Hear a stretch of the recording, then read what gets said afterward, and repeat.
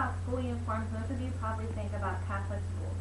For the longest time, school uniforms were only in Catholic schools until about the 1980s.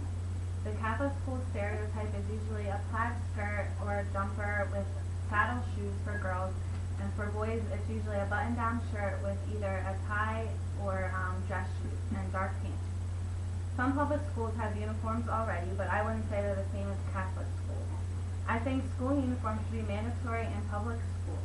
The purpose of uniforms is to look more professional and take school more seriously.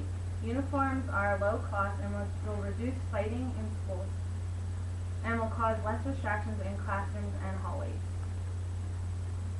Professionalism is a big part of why public schools should have school uniforms. If students wear button shirts and dresses, they might take school a little more seriously than they do now. Growing up, I'm sure most of us watched Mom and Dad go off to work in their suits and dresses, and we wanted to be just like them. Why wait till we get older? We can start now at a younger age and start dressing more professional. Dressing in uniforms is just one way to start taking school and work as a student more seriously. Another big part is the cost of uniforms versus everyday clothing. Uniforms are a lot less expensive than buying a whole wardrobe every year and every season change. Fashions are constantly changing and your child wants all the latest clothing, but it gets very expensive. According to US Today, parents spend at least $80 less on uniforms per kid. Uniforms last longer than their everyday clothing because they are made for wash and wear. This means companies who make the uniforms design them so that when you wash them all the time, that they still look new. Also, if you have more than one kid attending school, you can pass down the uniforms throughout the years or share them. There are many kids that get made fun of in schools today, but with wearing uniforms, it will cause less violence and higher self-esteem.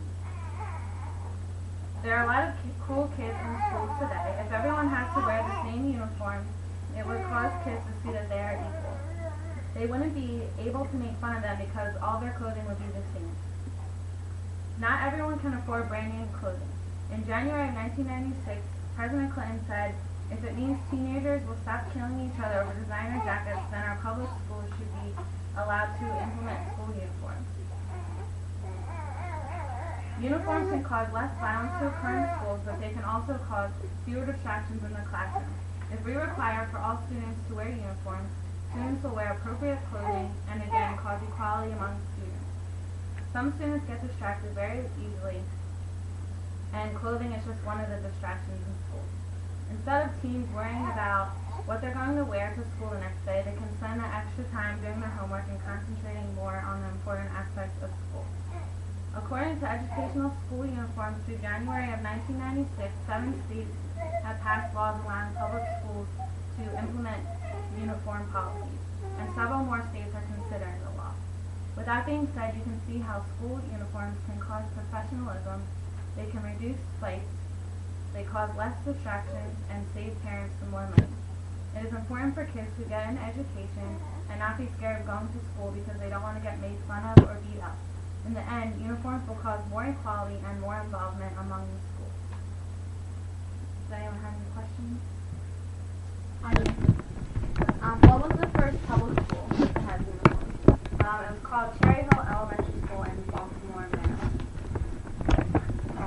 Isn't school, the mandating of school uniforms infringe upon a student's individuality?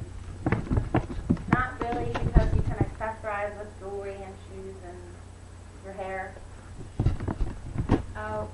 What year did the first public school implement uniforms? It was 1987.